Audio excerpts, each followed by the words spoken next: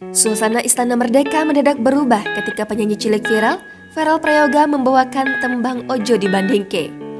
Verrell Prayoga mendadak viral ketika membawakan lagu Ojo Dibandingke tersebut dengan suara khasnya.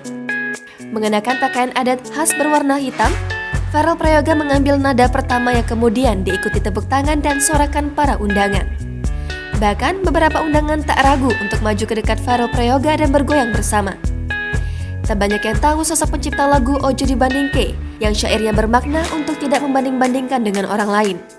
Lagu itu diciptakan Abah Lala, seorang penyanyi asal Boyolali, Jawa Tengah. Selain Verrell, lagu Ojo Dibandingke ini dinyanyikan banyak penyanyi dangdut, di antaranya yaitu Denny Caknan, Darboy Gang, dan masih banyak lagi.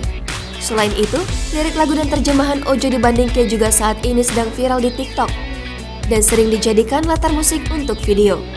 Lantas siapa sosok Abah Lala ini?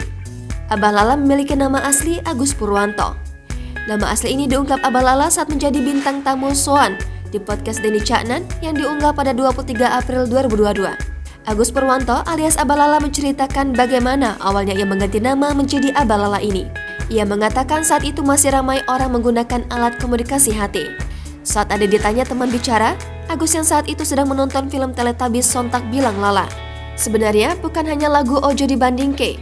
Abah Lala ini adalah orang yang menciptakan syair Cendol Dawet yang dinyanyikan bersamaan dengan lagu Pamer Bojo yang dipopulerkan Didi Kempot.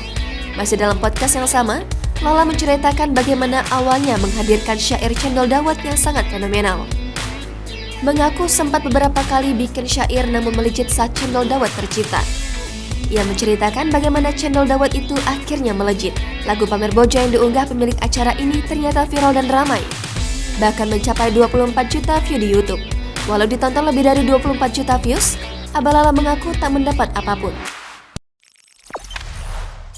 Jangan lupa subscribe, share, komen, dan like ya!